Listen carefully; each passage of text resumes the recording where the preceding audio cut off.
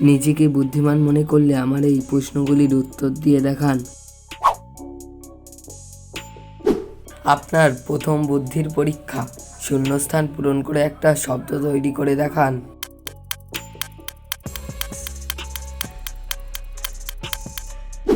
এখানে শব্দটি হবে আমলকি। জিকে প্রশ্ন, কোন দেশের সীমানাকে 14টি দেশ মিলে ঘিরে রেখেছে?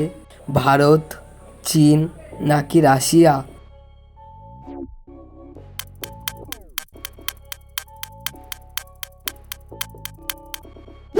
এখানে সঠিক উত্তর হবে চীন দেশ। আরও একটা জিকে কোশ্চেন, বলুন তো একটা হাতির মুখে কতগুলো দাঁত থাকে? 25টি, 26টি নাকি 27টি?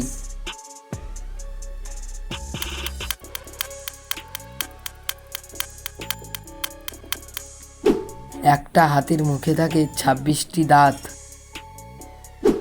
আপনার কাছে একটাই অনুরোধ, ভিডিওটিতে অবশ্যই কিন্তু একটি লাইক করবেন।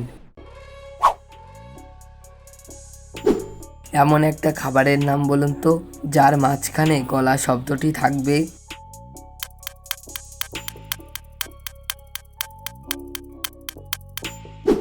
খাবারটির নাম হলো মোগলাই।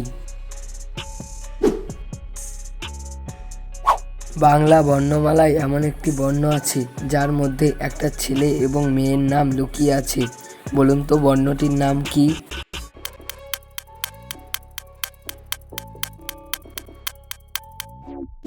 বর্ণটি হলো চন্দ্রবিন্দু। চন্দ্র হলো একটি ছেলের নাম আর বর্ণ হলো একটি মেয়ের নাম। এরকম ধাঁধার ভিডিও দেখার জন্য এখনই আমাদের চ্যানেলটিকে সাবস্ক্রাইব করে আমাদের পাশে থাকুন।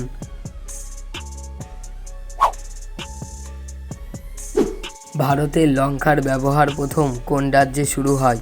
উত্তরপ্রদেশ, গোয়া নাকি পাঞ্জাব?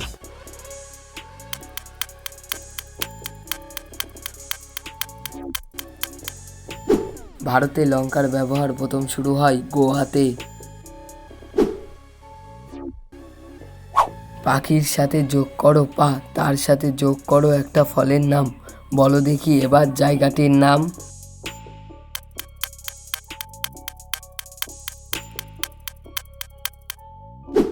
জায়গাটির নাম হলো হাসপাতাল। আমাদের বলা কথা কে শুনে বারবার বলে, কিন্তু যে বলে তাকে দেখা যায় না?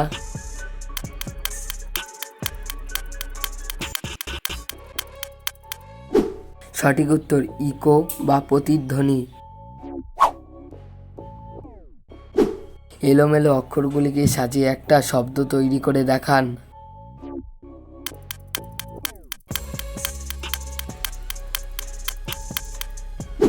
এখানে শব্দটি হবে সবসময়। মানুষ প্রতিদিন দেখে আর প্রতিদিন ভুলে যায়, বলুন তো কি?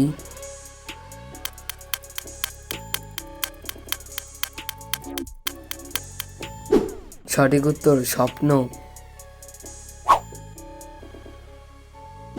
হনুমান ভগবান শিবের কততম অবতার?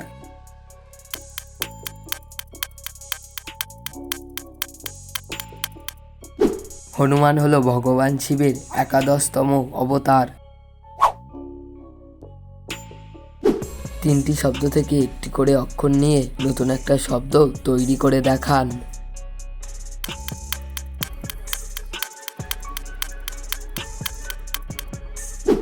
এখানে শব্দটি হবে ময়দা। কোন শাকের শুরুতে জল পড়ে?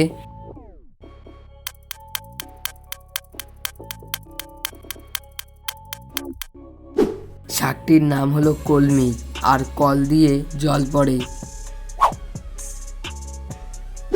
আরও একটা বুদ্ধির প্রশ্ন, বলুন তো কোন পতঙ্গের খাবার 300 বছর পর্যন্ত ভালো থাকে?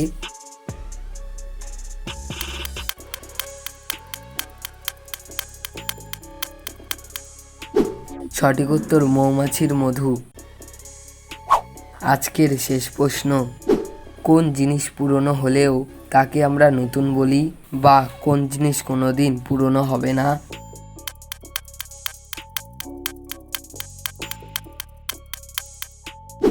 সঠিক উত্তর নিউ দিল্লি।